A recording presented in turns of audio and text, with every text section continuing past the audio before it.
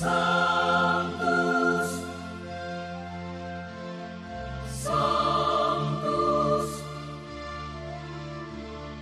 Sanctus Dominus Deus Sabaoth. Salam jumpa kembali saudara-saudariku yang terkasih dalam Tuhan kita Yesus Kristus. Salam sejahtera untuk kita semua. Berkat Allah yang Maha Kuasa senantiasa menyertai kita. Marilah kita mendengarkan dan merenungkan bacaan-bacaan kitab suci hari Kamis tanggal 24 Juli tahun 2025.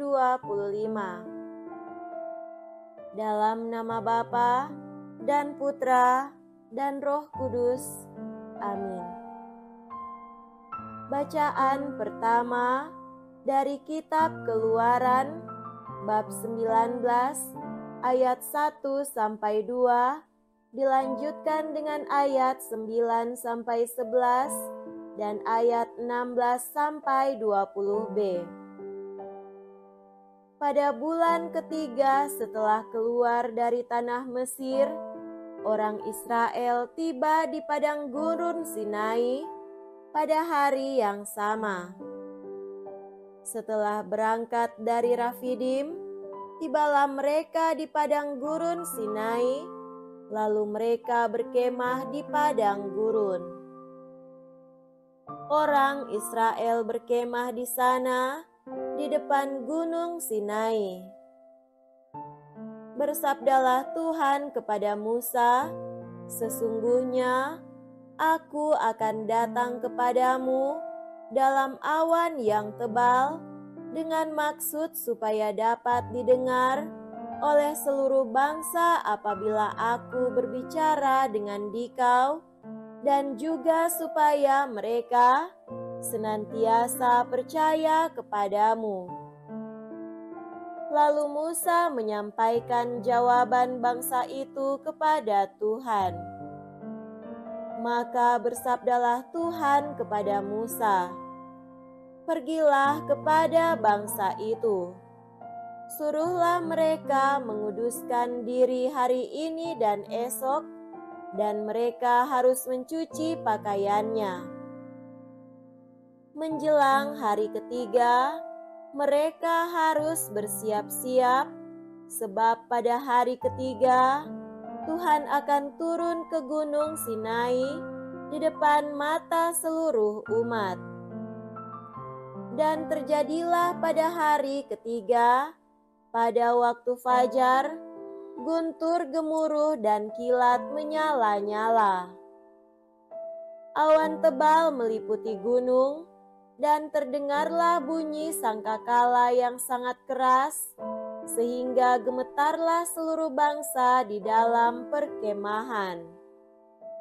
Lalu Musa membawa bangsa itu keluar dari perkemahan untuk menjumpai Allah. Mereka berdiri di kaki gunung. Gunung Sinai ditutupi seluruhnya oleh asap, karena Tuhan turun ke atasnya dalam api. Asapnya membubung seperti asap dapur, dan seluruh gunung sangat gemetar. Bunyi sangkakala kian lama kian keras. Musa lalu berbicara, dan Tuhan menjawabnya dalam guru. Tuhan lalu turun ke atas gunung Sinai, ke puncak gunung itu.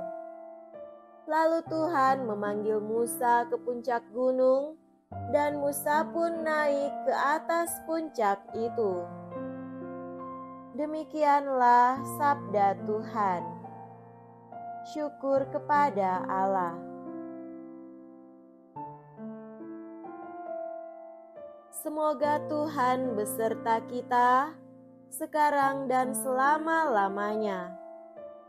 Inilah Injil suci menurut Santo Matius.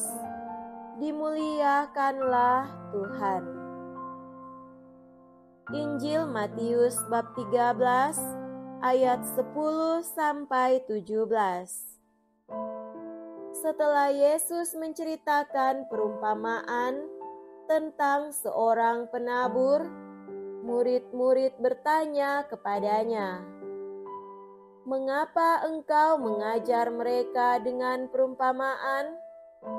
Jawab Yesus, "Kalian diberi karunia mengetahui rahasia kerajaan surga, tetapi orang-orang lain tidak. Karena barang siapa mempunyai, akan diberi lagi.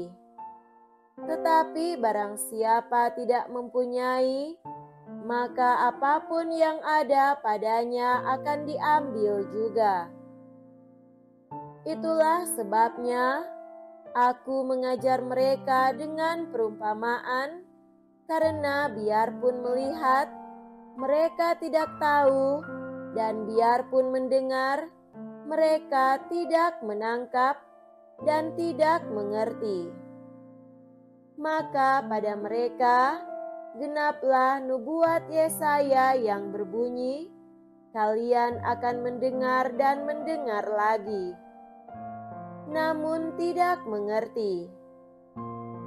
Kalian akan melihat dan melihat lagi, namun tidak menganggap, sebab hati bangsa ini telah menebal, dan matanya melekat tertutup, agar jangan mereka melihat dengan matanya, dan mendengar dengan telinganya, dan mengerti dengan hatinya, lalu berbalik sehingga kusembuhkan. Akan tetapi, berbahagialah mata kalian sebab melihat. Berbahagialah telinga kalian sebab mendengar. Sebab aku berkata kepadamu, sesungguhnya banyak nabi dan orang benar ingin melihat apa yang kalian lihat, tetapi tidak melihatnya, dan ingin mendengar apa yang kalian dengar, tetapi tidak mendengarnya. Demikianlah sabda Tuhan. Terpujilah Kristus.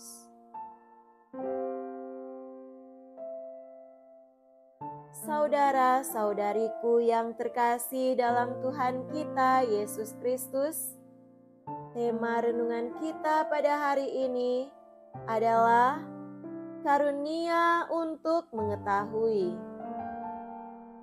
Sebab kepada kamu diberi karunia untuk mengetahui rahasia kerajaan surga, tetapi kepada mereka tidak. Dalam bacaan hari ini, Yesus menjelaskan mengapa Ia menggunakan perumpamaan untuk mengajar.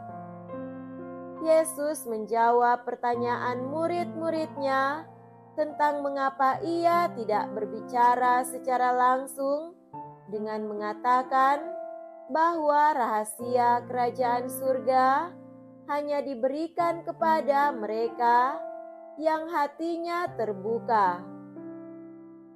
Orang-orang yang hatinya keras dan tidak mau mendengar hanya akan menerima perumpamaan seperti yang dinubuatkan oleh Yesaya dalam Injil Matius bab 13 ayat 14-15.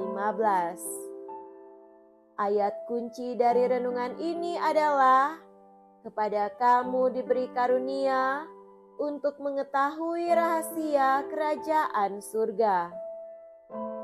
Ini menunjukkan bahwa iman adalah anugerah daripada usaha manusia. Namun, untuk menerima anugerah ini, orang harus rendah hati untuk mendengar, merenungkan, dan menerima sabda Tuhan. Saudara terkasih, dalam status kita sebagai orang beriman, kita telah diberi kesempatan untuk mengenal Kristus dan ajarannya. Sekarang pertanyaannya adalah, bagaimana kita merespons kesempatan ini?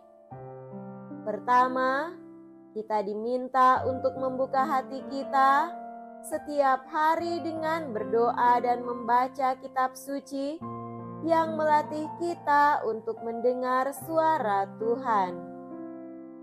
Kedua, kita diminta untuk hidup dalam kerendahan hati, mengakui bahwa kita perlu belajar terus, bukan merasa sudah paling benar. Ketiga, seperti murid-murid Yesus, kita diminta untuk menjadi saluran rahmat bagi orang lain, terutama mereka yang masih tidak melihat atau mendengar.